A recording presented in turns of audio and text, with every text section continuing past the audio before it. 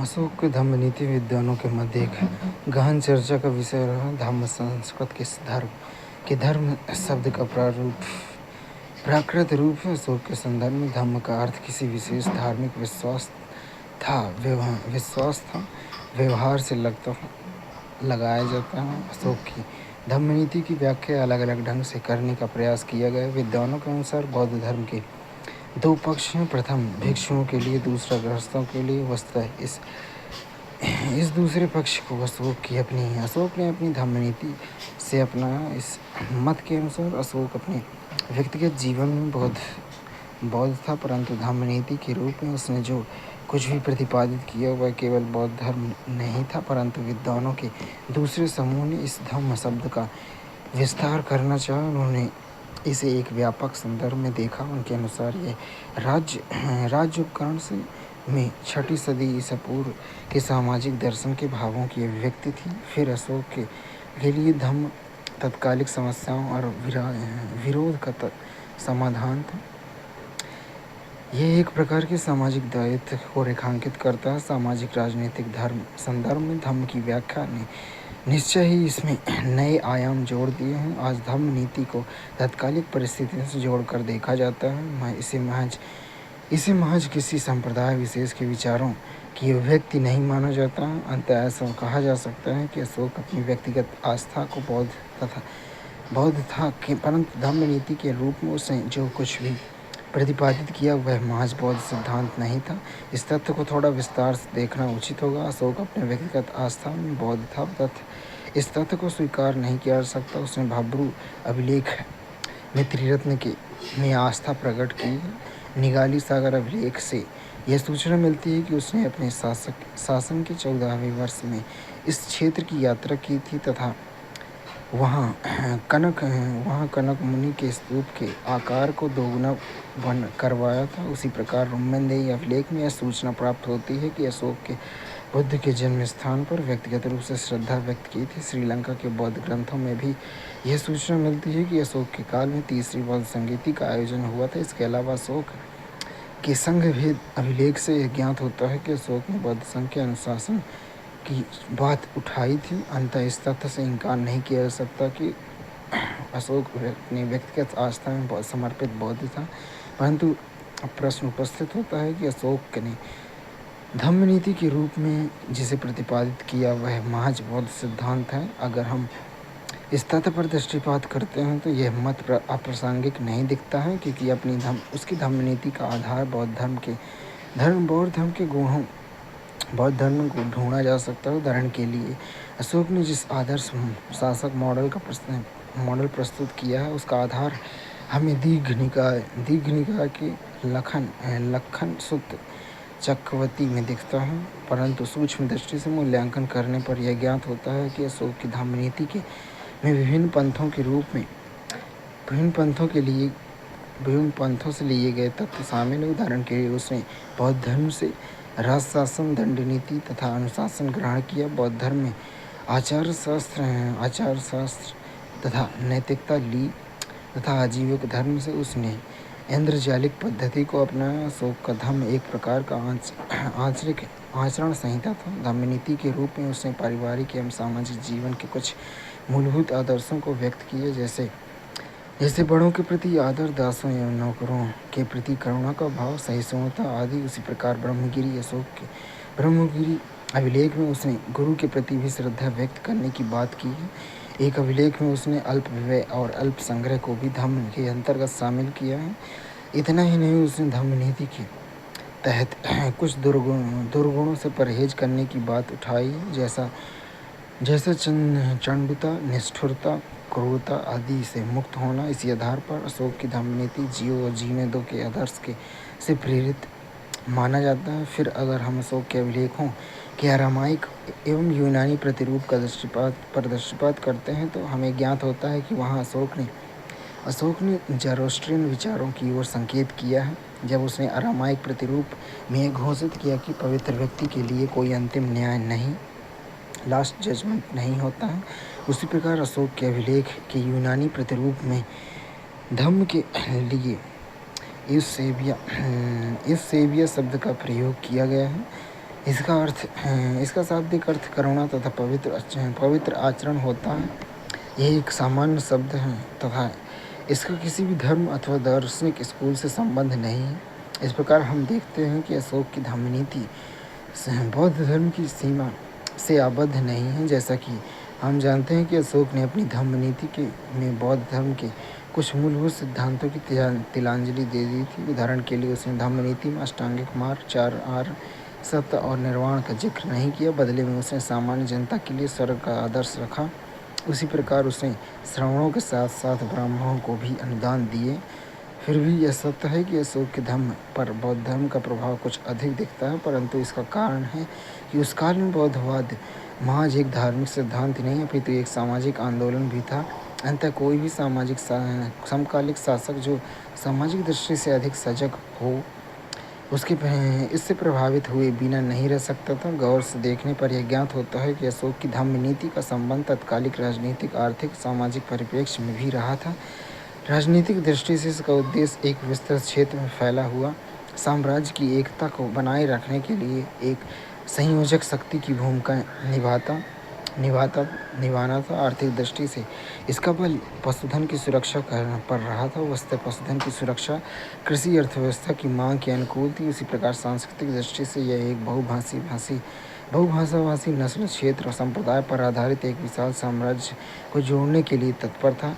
इस कार्यक्रम के आधार पर विभिन्न समूह के लोगों को एक सूत्र में बांधने की कोशिश की गई थी। इस प्रकार हम देखते हैं कि अपनी धम्म नीति के कारण अशोक न केवल भारतीय इतिहास में वरन विश्व इतिहास में के एक विलक्षण शासक बन गया है। अशोक की धम्म नीति प्रकारांतर में कौटिल्य के अवसरवाद की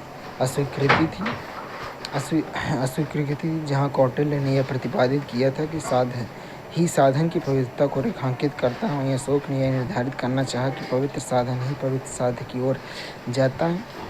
अगर हम अशोक की विदेश नीति में धम्म विजय की प्रभाव का मूल्यांकन करते हैं तो हमारे सम्मुख एक प्रश्न उपस्थित होता है कि क्या अशोक की धम्म विजय की नीति सफल हुई। अशोक इसकी सफलता के विषय में आश्वस्त दिखता है। उसने अपने 13वें शिलालेख में यह दावा किया कि न केवल अपने साम्राज्य के अंदर वरन इससे बाहर भी उसने धम्म विजय की, परंतु अशोक का दावा थोड़ा अतिशयोक्तिपूर्ण प्रतीत होता है। विद्वानों का मानना है कि एक बर्बर शासक के द्वारा प्रतिपादित शांतिपूर्ण और नैतिकता की नीति ने यूनानियों को प्रभावित नहीं किया तथा वे आक्रमण करने से पीछे नहीं हटे। एक दूसरे मत के अनुसार अशोक की धम्म विजय की नीति सफल रही क्योंकि उसके शासन काल में उसके क्षेत्र पर हमला नहीं हुआ, जबकि वह सैनिक विकल्प छोड़ चुका था। किंतु उसके खंडन में कहा गया है कि इसका वास्तविक कारण है कि पश्चिम में अशोक का एक प्रतिपक्षी एंटियोकस अपने पश्चिमी क्षेत्र में उलझा हुआ था, इसलिए यह पूरब की ओर नहीं मुड़ा। सूक्ष्म अवलोकन के पश्चात ज्ञात होता है कि यद्यपि अशोक ने अपने उद्देश्य में पूरी तरह सफल नहीं रहा तथा उसकी मृत्यु के शीघ्र पश्चात उसके उत्तराधिकारियों को यूनानी आक्रमण का सामना करना पड़ा, फिर भी अशोक के इस बात का श्रेय अवश्य मिलना चाहिए कि उसने वैदेशिक संबंधों में वैकल्पिक नीति की खोज की एवं नवीन मानदंड स्थापित किए। अगर आज के परिप्रेक्ष्य में हम उनका मूल्यांकन करते हैं तो ऐसा मानना अतिशयोक्तिपूर्ण नहीं लगता है कि प्रकारांतर में यही मानदंड भारत के द्वारा प्रतिपादित पंचशील तथा गुजराल डॉक्ट्रिन के रूप में व्यक्त हुए हैं। अशोक के धम्म के मूल्यांकन में प्रचलित विभिन्न दृष्टिकोण 20वीं शताब्दी के आरंभिक दशकों में अशोक का व्यक्तित्व प्रकाश में आया तथा उसका मूल्यांकन आरंभ हुआ। इस मूल्यांकन में श्रीलंकाई ग्रंथों में को विशेष महत्व देते हुए अशोक एक समर्पित बौद्ध करार दिया गया तथा उसकी धम्म नीति बौद्ध धर्म के ही अभिव्यक्ति मानी गई। सर्वप्रथम एक ब्रिटिश विद्वान स्मिथ ने उसे एक ऐसा शासक करार दिया जिसे बौद्ध भिक्षुक का चोंगा धारण कर रखा। फिर आगे प्रोफेसर हेमचंद्र राय चौधरी, R.K. मुखर्जी आदि विद्वानों ने भी अशोक की धम्म नीति की व्याख्या करने का प्रयास किया। इन विद्वानों के द्वारा भी इस नीति को बौद्ध धर्म से जोड़ा गया। R.K. मुखर्जी के अनुसार बौद्ध धर्म के दो पक्ष थे, प्रथम भिक्षुओं के लिए तथा दूसरा गृहस्थ के लिए। वस्तुतः अशोक की धम्म नीति बौद्ध धर्म के गृहस्थ वाले पक्ष की अभिव्यक्त करती है। फिर आगे 1950 के दशक में धम्म नीति के मूल्यांकन का दृष्टिकोण बदल गया, क्योंकि इस काल में प्राचीन भारत के इतिहास लेखन पर प्राच्यवाद का प्रभाव कम होने लगा था तथा आर्थिक सामाजिक परिप्रेक्ष्य में इतिहास की व्याख्या आरंभ हो गई। अंततः 1950 के दशक में लिखते हुए D.D. कोशाम्बी ने यह स्पष्ट किया कि एक तरह से अगर देखा जाए तो अशोक का धर्मांतरण एक व्यक्ति का धर्मांतरण न होकर संपूर्ण समुदाय का धर्मांतरण था, अर्थात यह महज एक शासक के निजी निर्णय का परिणाम नहीं था, अपितु कुछ सामाजिक जरूरतों से प्रेरित होकर एक समुदाय का धर्मांतरण था। फिर रोमिला थापर ने 1959 में लिखित पुस्तक अशोक और मौर्य साम्राज्य का पतन में धम्म नीति की विस्तृत व्याख्या करते हुए उसे अशोक की व्यक्तित्व के साथ साथ तत्कालिक आर्थिक भौतिक परिस्थितियों से भी जोड़कर देखा।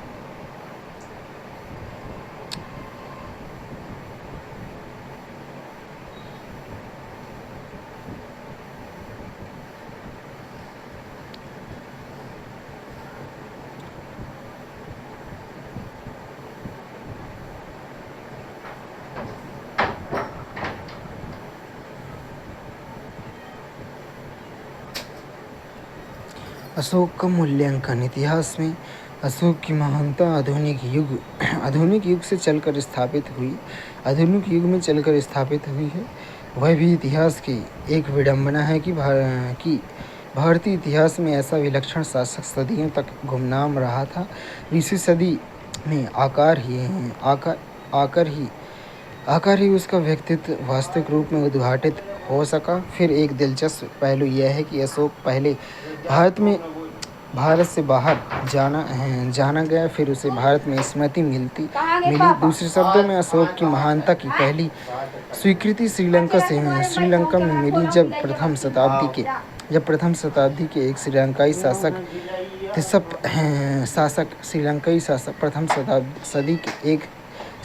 शासक तिस्स ने देवनाम्पी की उपाधि ली। इस स्थिति की तुलना हम भारत के प्रधानमंत्री श्री जवाहरलाल नेहरू से भी कर सकते हैं, जिन्हें भी पहले विदेशों में ही स्वीकृति मिली। तत्पश्चात भारत में उदाहरण के लिए 1927 में ब्रुसेल्स में राष्ट्रों की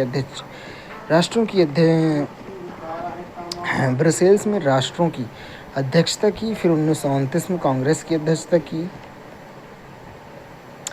मौर्यकालीन साहित्य बुद्ध काल में ही प्राकृत भाषा की लोकप्रियता बढ़ने लगी थी। फिर मौर्य काल में यह राजभाषा के रूप में स्थापित हो गई थी। अशोक के अधिकांश अभिलेख प्राकृत भाषा में लिखे गए। उस काल में प्राकृत भाषा ही संपर्क की भाषा बन गई। प्राकृत के अंतर्गत हम पाली और प्राकृत दोनों प्रकार के साहित्य को ले सकते हैं। इस काल में बौद्ध साहित्य पाली में लिखा गया। उदाहरण के लिए त्रिपिटक में तीसरा पिटक किया, अभिधम्म पिटक। अभिधम्म पिटक में कथा वस्तु जोड़ा गया। उसी प्रकार पाली में एक ग्रंथ महावस्तु भी लिखा गया था। उसी प्रकार जैन साहित्य प्राकृत में लिखा गया। आरंभिक जैन साहित्य 14 वर्ण में विभाजित था, जिसमें से आगे 12 अंगों में द्वारा विस्थापित किया गया।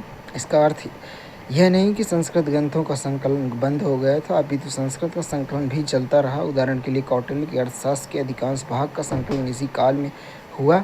इसके अतिरिक्त कात्यायन की वर्तिका भी इसी काल में संकलित हुई। मौर्यकालीन कला भारत में कला के विकास का एक लंबा इतिहास रहा। उदाहरण के लिए आदि मानव के द्वारा भी चित्रांकन किए जाने तथा मूर्ति निर्माण का साक्ष्य मिलता है, किंतु कला का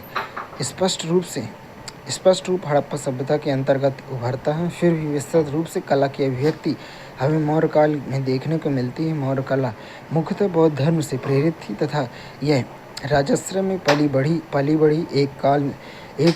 इस काल में हमें राजकीय कला के निम्नलिखित रूप देखने को मिलते हैं। मौर्यों का राजप्रसाद के विषय में हमें साहित्यिक साक्ष्य के द्वारा जानकारी मिलती है। एक रोमन विद्वान एरियन ने मेगास्थनीज को साक्ष्य बनाते हुए मौर्यों के भव्य राजप्रसाद का जिक्र किया है तथा इसकी तुलना सूसा और इकबतना के राज प्रसादों से की है।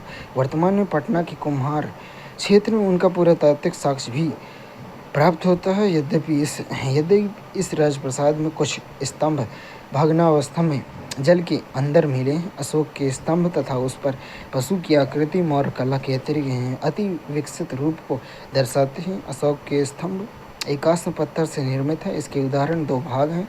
प्रथम भाग यष्टि, दूसरा भाग गावदूम लाट। दोनों ही भाग एक ही पत्थर से निर्मित होता है। स्तंभ के ऊपर एक अवांगमुखी कमल की आकृति मिलती है।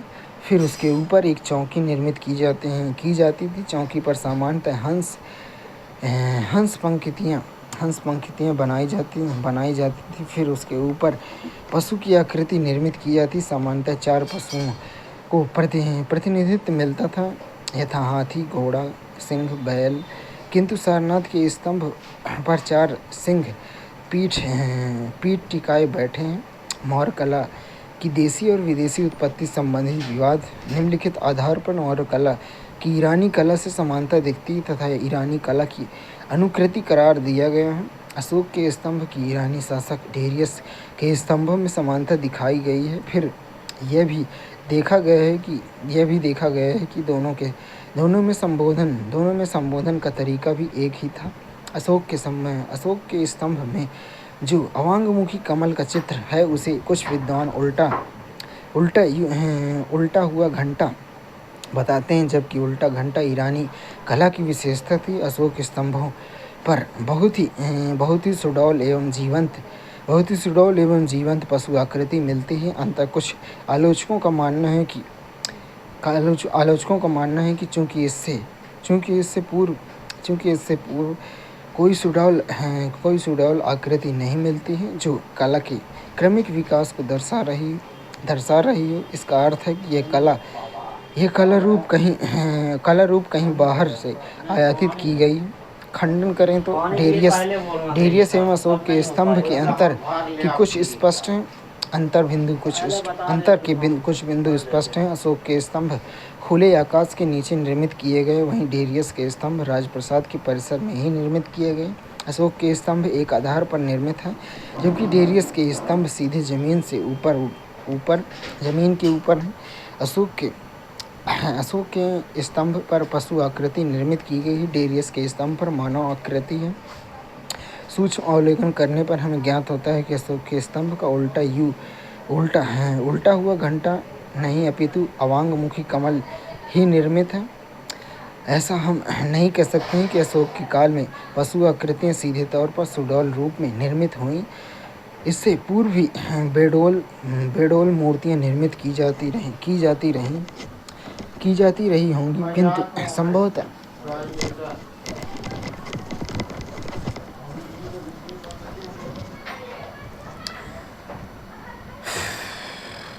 संभवतः चूंकि यह शीघ्र नष्ट होने वाली सामग्रियों से निर्मित हुई थी, इसलिए शीघ्र नष्ट हो गई। इस तरह मौर्य काल की जीवंत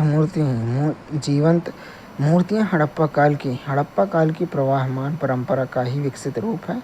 स्तूप निर्माण कला। स्तूप का शाब्दिक अर्थ होता है टीला अथवा ऐसी मिट्टी का ढेर जो ऊपर उठी हुई है। वस्तुतः जनजाति लोगों में ऐसी पद्धति प्रचलित थी कि जब कबीले के मुखिया की मृत्यु होती तो उसे दफनाया जाता था तथा उसके ऊपर स्मारक के रूप में मिट्टी का एक छोटा टीला बनाया जाता। चूँकि बौद्ध धर्म का स्वरूप लोकप्रिय था, इसलिए बौद्ध पंथ ने इस लोक प्रचलित पद्धति को अपना लिया। स्तूप का अर्धवृत्ताकार एवं कटोरे के आकार में निर्मित होता है। आरंभिक स्तूप ईंटों से निर्मित होते थे, किंतु आगे चलकर इसका निर्माण में पत्थर का उपयोग किया गया।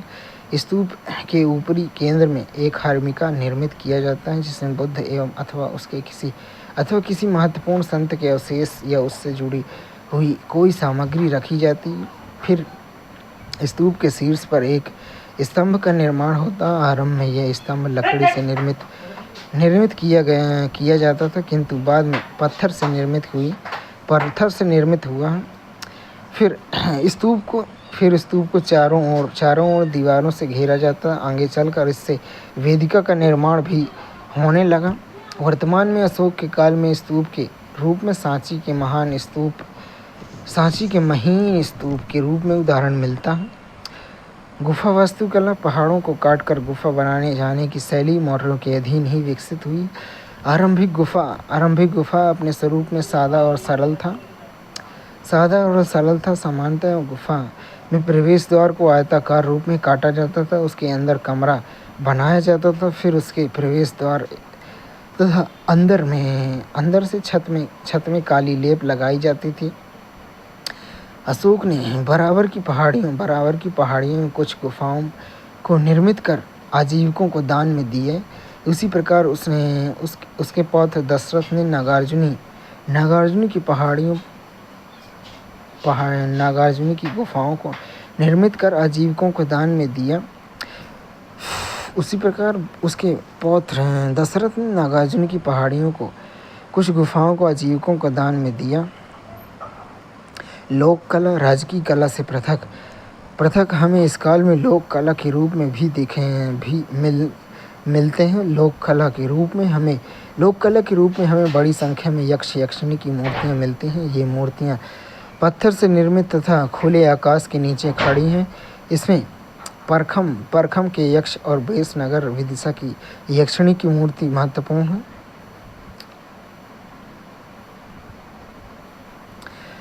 मौर्यों का वैदेशिक संपर्क। आरंभिक तीन मौर्य शासकों चंद्रगुप्त, बिंदुसार, अशोक की गतिविधियों के आधार पर मौर्यों की विदेश नीति को स्पष्ट किया जा सकता है।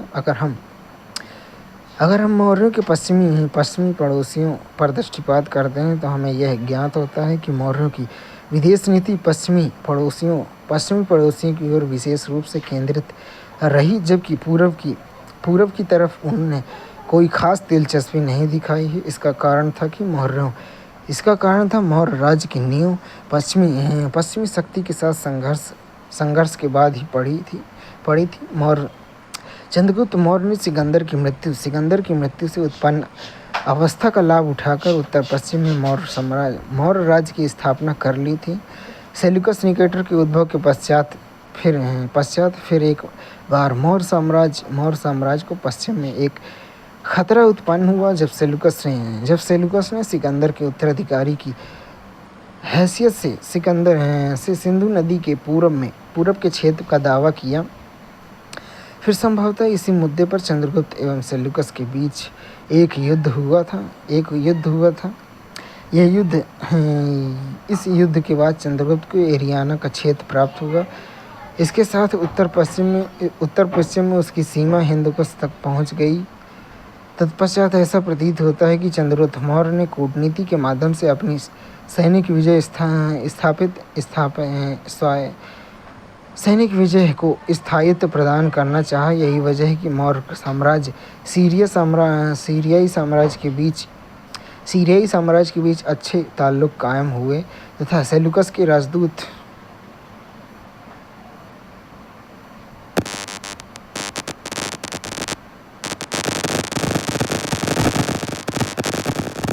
सेल्यूकस के राजदूत के रूप में मेगास्थनीज कई वर्षों तक चंद्रगुप्त के दरबार में रहा। फिर दक्षिण में पड़ोसियों के साथ चंद्रगुप्त के क्या संबंध रहे ये स्पष्ट नहीं है, किंतु जैन ग्रंथों से हमें सूचना मिलती है कि चंद्रगुप्त मौर्य प्रसिद्ध जैन संत भद्रबाहु के साथ दक्षिण चला गया तथा श्रवणबेलगोला के पास चंद्रगिरी पर्वत पर उसने अपना शरीर त्याग दिया।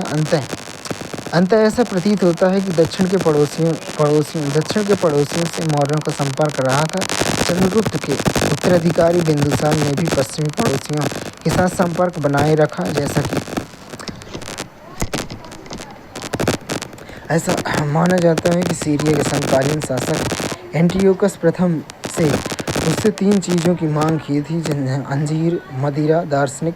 बताया जाता है कि चीज़ें तो उसे मिल गईं, किंतु सीरियाई शासक ने दार्शनिक भेजने से इनकार कर दिया, क्योंकि उसका यह कदम अपने देश की विधि व्यवस्था के विपरीत था। बिंदुसार के दरबार में एक सीरियाई राजदूत डायमेकस रहा था, किंतु बिंदुसार के संबंध मिस्र के शासक टॉलमी से भी रहे थे, क्योंकि उसके दरबार में टॉलमी के राजदूत डायोनिसस भी रहा था। दक्षिण के पड़ोसियों से उसके क्या संबंध थे यह स्पष्ट नहीं है। यद्यपि कुछ विद्वान प्रायद्वीप भारत को जीतने का श्रेय बिंदुसार को ही देते हैं। अशोक के अंतर्गत मौर्य शासकों की विदेश नीति में मूलभूत परिवर्तन देखा गया।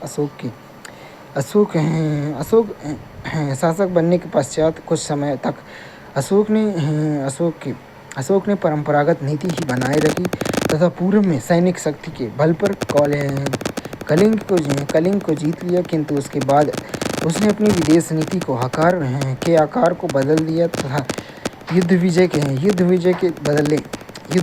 बदले धम्म विजय की नीति अपनाई। यद्यपि धम्म विजय शब्द का प्रयोग कौटिल्य के अर्थशास्त्र में भी देखने को मिलता है, किंतु उसका अर्थ बिल्कुल ही अलग हो जाता है।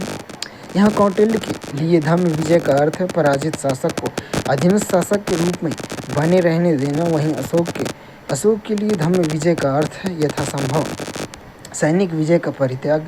अशोक ने पड़ोसी देशों में धम्म के प्रसार के लिए कई शिष्टमंडल भेजे तथा उसने राजदूत की जगह धम्मदूतों की नियुक्ति की। अशोक की यह नीति कौटिल्य के राजमंडल सिद्धांत के विपरीत जाती थी। इस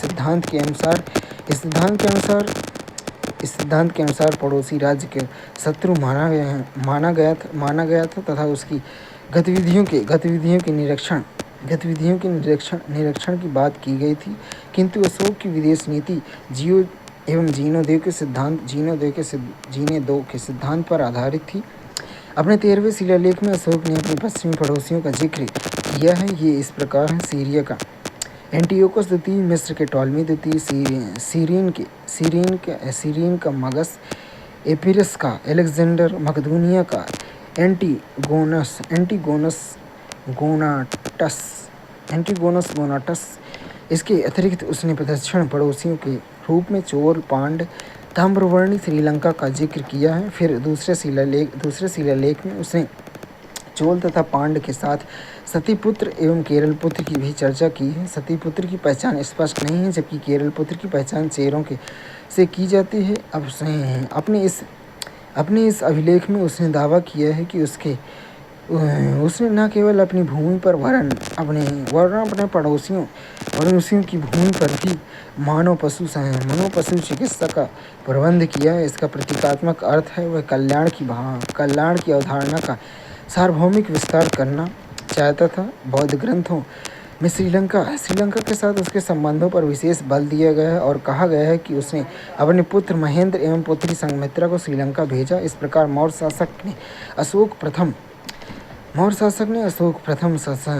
प्रथम शासक है जिसने पश्चिमी राज्यों के अतिरिक्त दक्षिण के पड़ोसी राज्यों के साथ संबंधों पर विशेष बल दिया। फिर बताया जाता है कि श्रीलंका के एक शासक तित्स ने अशोक के व्यक्तित्व से प्रभावित होकर देवनामप्री की उपाधि ली।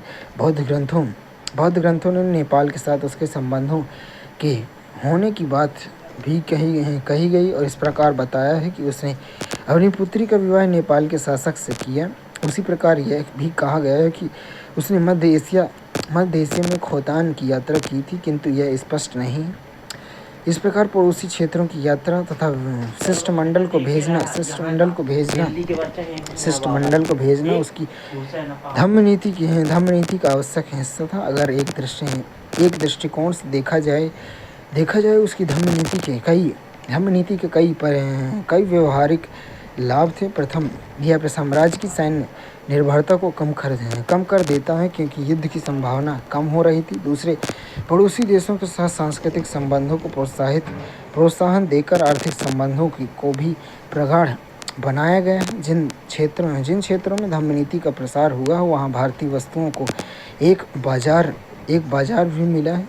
किंतु अब यह प्रश्न उपस्थित होता है कि क्या उसकी धम्म नीति सफल रही।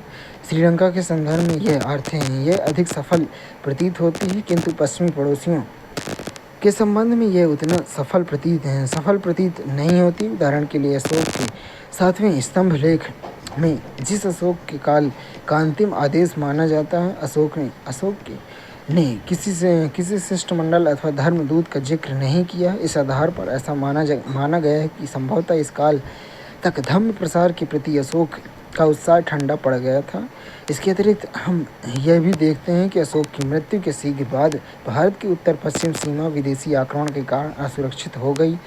अंततः ऐसा प्रतीत होता है कि अशोक की धम्म नीति ने राजनीतिक संबंधों पर कोई स्थायी प्रभाव नहीं छोड़ा। फिर भी अशोक की धम्म नीति के महत्व को कम करके नहीं आंका जा सकता है, क्योंकि अशोक के वैदेशिक संबंधों में धम्म नीति के रूप में एक वैकल्पिक नीति की शुरुआत की। यह नीति सैन्य शक्ति एवं हिंसा को अस्वीकार कर पारस्परिक विश्वास को प्रोत्साहन दे रही थी।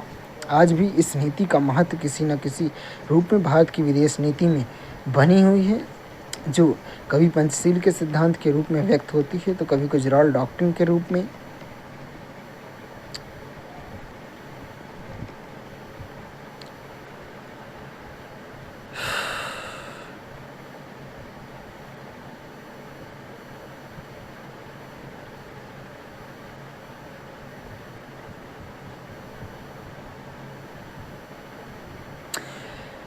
नीतिगत सफलता के आधार पर अशोक एवं रोमन शासकों की तुलना धर्म एवं राज्य के संबंधों के निर्धारण में अशोक की दृष्टि रोमन शासकों की तुलना में अधिक व्यवहारिक प्रतीत होती है। रोमन शासक ईसाई धर्म के लोकप्रिय स्वरूप को समझने में विफल रहे थे। यही वजह है कि एक रोमन गवर्नर ने ईसा मसीह को सूली पर चढ़ा दिया, जबकि रोमन सम्राट नीरो ने संत पीटर को मृत्युदंड दे दिया। इसके द्वारा इस तथ्य को नज़रअंदाज किया गया है कि ईसाई धर्म को लोक समर्पण प्राप्त था। वहीं दूसरी तरफ अशोक की दृष्टि कहीं अधिक दूरदर्शी रही। उसने बौद्ध धर्म के लोकप्रिय स्वरूप को समझा तथा उसे संरक्षण दिया। मौर्य साम्राज्य का पतन। मौर्य साम्राज्य भारतीय उपमहाद्वीप में एक वृहद साम्राज्य निर्माण की दिशा में प्रथम बड़ा प्रयोग था, किंतु विश्व के कुछ अन्य समकालीन साम्राज्यों की तुलना में यह प्रयोग अल्पकालिक सिद्ध हुआ। अशोक की मृत्यु के 50 वर्षों के अंदर ही मौर्य साम्राज्य का विघटन हो गया था। यही वजह है कि इस साम्राज्य के विघटन के कारणों का परीक्षण विद्वानों के समक्ष एक महत्वपूर्ण चुनौती के रूप में उभरा है। अगर हम इन कारणों पर दृष्टिपात करते हैं तो हमें यह ज्ञात होता है कि इसके पतन के लिए 2 प्रकार के कारण उत्तरदायी रहे हैं। प्रथम प्रकार के कारण वे हैं जो किसी भी बृहद साम्राज्य के विघटन के लिए उत्तरदायी माने जाते हैं। वही दूसरे प्रकार के कारण मौर्य साम्राज्य के विघटन की विशिष्टता को स्पष्ट करते हैं। सामान्य कारण में साम्राज्य विस्तार महज शासक की आकांक्षा की ही पुष्टि नहीं करता है, वरन सिविल सेवक सैन्य अधिकारियों को भी लाभ के नए अवसर प्रदान करता है। किंतु किसी भी साम्राज्य का विस्तार कहीं हो सकता है, विस्तार नहीं है, किंतु किसी साम्राज्य का सतत विस्तार नहीं हो सकता है। एक समय ऐसा आता है जब विस्तार की प्रक्रिया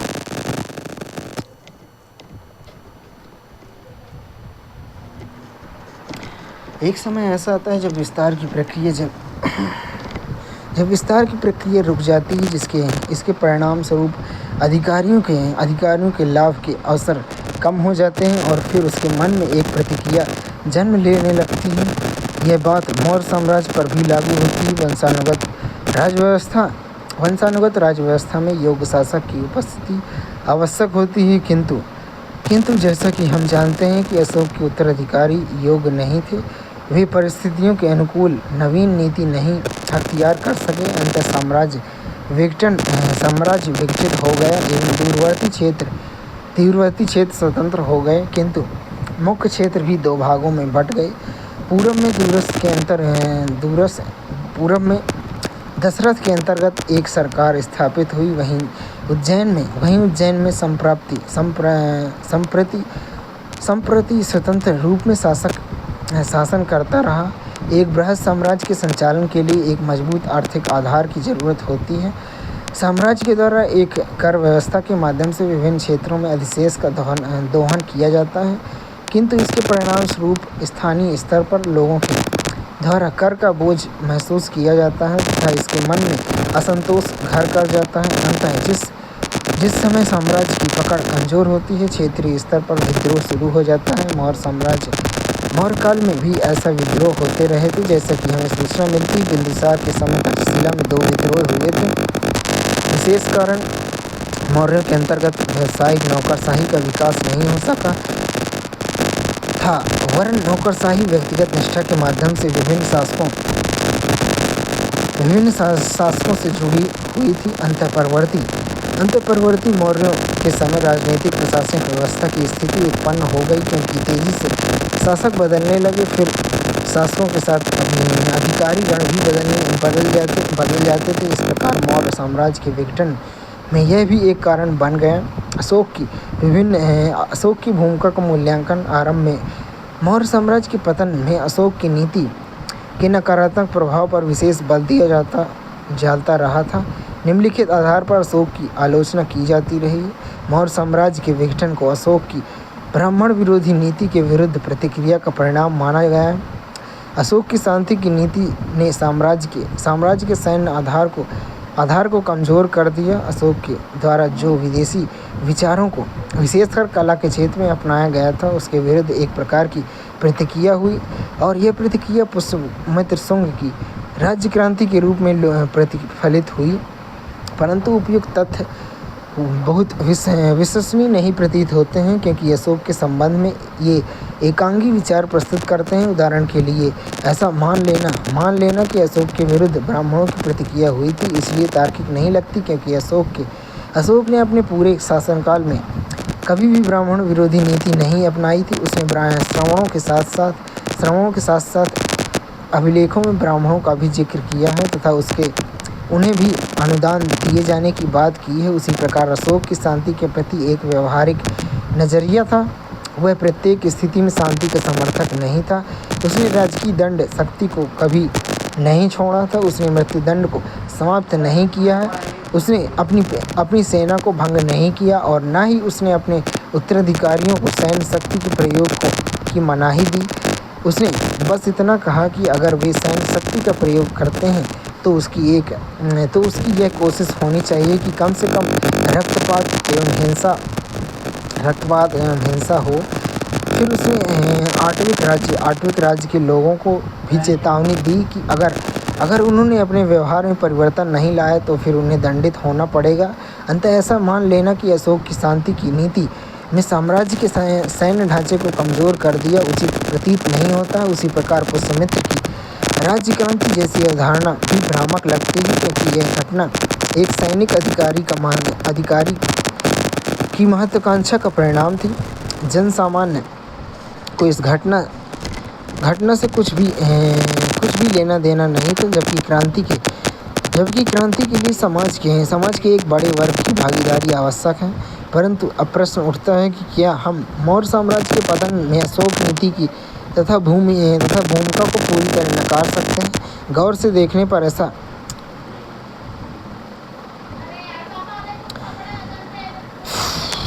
गौर से देखने पर ऐसा ज्ञात होता है कि अशोक की नीति ने इसमें मुख्य भूमिका नहीं अपितु सहायक भूमिका निभाई होगी। साथ ही उसकी भूमिका प्रत्यक्ष न होकर अप्रत्यक्ष थी। धम्म नीति के तहत अशोक के लोक कल्याणकारी कार्यों ने अर्थशास्त्र का अर्थव्यवस्था का अधिभार को बढ़ा दिया। अशोक ने धम्म प्रसार के लिए अधिकारियों के एक नए वर्ग धम्म महामात्र की नियुक्ति की थी। इसके कारण ही साम्राज्य का प्रशासनिक खर्च बढ़ गया। दूसरी तरफ अर्थव्यवस्था का सैनिक खर्च का दबाव बना रहा, जबकि युद्ध एवं विस्तार की नीति छोड़ दिए जाने के कारण सैन्य व्यवस्था का आर्थिक लाभ समाप्त हो चुका था। ऐसा ही माना जाता है कि धम्म महामात्र नामक अधिकारी ने धम्म प्रसार के नाम पर लोगों के जीवन में अत्यधिक हस्तक्षेप किए। इसके कारण भी लोगों में प्रतिक्रिया हुई होगी। आर्थिक कारण मौर्य साम्राज्य के पतन में आर्थिक कारक की भी भूमिका महत्वपूर्ण रही है। मौर्य काल के संबंध में पुरातात्विक साक्ष्य इस काल की समृद्धि को दर्शाता है, किंतु परवर्ती मौर्य शासकों के समय सिक्कों में चांदी की मात्रा कम हो जाना आर्थिक अवनति की ओर संकेत करता है। मौर्य शासकों के द्वारा दूरवर्ती क्षेत्रों का पर्याप्त आर्थिक दोहन नहीं किया जा सका। अंततः एक साम्राज्य संचालन के लिए आवश्यक संसाधन की कमी पड़ने लगी। फिर मौर्य साम्राज्य के माध्यम से दूरवर्ती क्षेत्रों में जो भौतिक संस्कृति का प्रसार हुआ, इसका लाभ मौर्य साम्राज्य को नहीं मिला, अपितु इसके क्षेत्रीय शक्ति को प्रोत्साहन दिया। और फिर कलिंग में चेदी वंश तथा महाराष्ट्र में सातवाहन शक्ति का उद्भव हुआ।